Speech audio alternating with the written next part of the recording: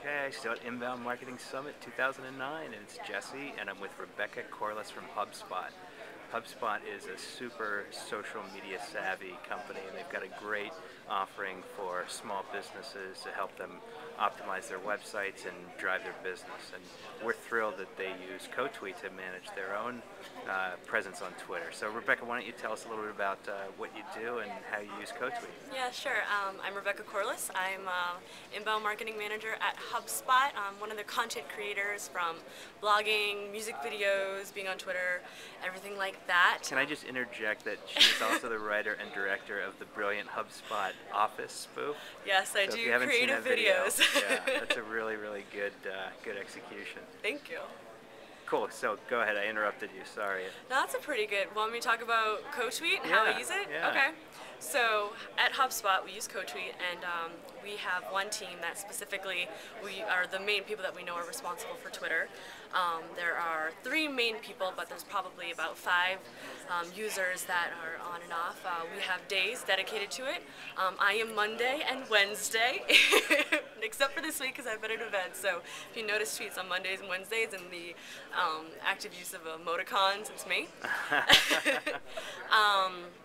One thing that we always do is we always archive all of our tweets. It's kind of a courtesy to the next person that will use it. Keep your inbox clean, if you will, so we always use that. We assign tweets a lot. It can be annoying if the person's not thoughtful about assigning it to you or not, because I mean, if it's something they can figure out, then they should do that. But if it's something specific to your niche or your expertise, I mean, always it goes right to your inbox and you just pop in and you answer it yourself. It's kind of cool. So in your sent tweets, it all says in response to and also who sent it. So when we go back to look at Twitter and what we responded, we can actually see who has been using it. We'll say Rebecca Corliss or Rick Burns or whomever, and that's pretty cool. So that's great. I think there's some good etiquette lessons there for everybody. CoTweet etiquette. So one is share on duty by day, right? And that's we know what some we other like. people who do that. We like. And when you hand off a clean inbox. Yes. Right? Or else no you'll annoy messages, the next person. and no lazy assignments, right? Yes. No assigning that's tweets the to other worst. people because you're too lazy to look up the answer and answer it yourself. Very true. Cool. All right, so Rebecca. Rebecca has not always been a CoTweet user. It's true. Yeah, so tell us that story. So I am a CoTweet convert. When I started, we decided we were going to be using CoTweet for how we manage Twitter for business, I was a little bit annoyed. I had my system. I have a Mac. I use Tweety. And how I actually did it is I had my personal for Tweety, and then I had HubSpot for Tweety, and I would just switch off depending what I was responding to. We still did the days. I still was Monday or Wednesday or whatever, but there's no real way to know if someone had already responded to a tweet. There's no way to really track that except like jumping back to the HubSpot account and checking or whatnot. So it could always be possible that multiple people would have responded to the same one, then you're jumping on them, and that's not helpful either.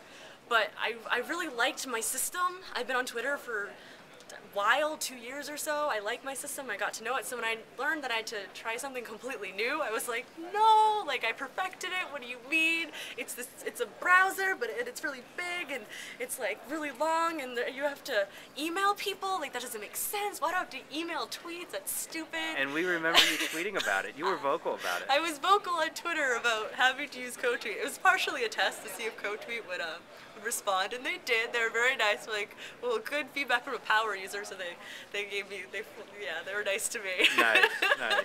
Yeah, it was nice. So then now what? So what's your experience been? It's good. It took some getting used to. So my first step was just I removed HubSpot from my Tweety. I said, okay, I'm gonna get into it, and I got used to it. Once I started archiving stuff, and it felt productive to say, all right, this is archived, or this is just a retweet, and I don't need to respond, so it's archived, or oh, this is a good question, and I'm gonna respond. It actually feels more active. There might be an extra step, but as far as being able to track things and the conversations you've had, it's actually really good to be able to see how you're using it as a team. It's very much a team tool, and it does make more sense than just have everyone having their own system, because then you don't know what the other person's doing, and you could miss something, and when you're trying to be active in social media, you don't want to miss it, because then you're mean. Yeah. So do you find that Twittering for business is different than Twittering personally? Totally. I still use Tweety for my personal account. I still like it.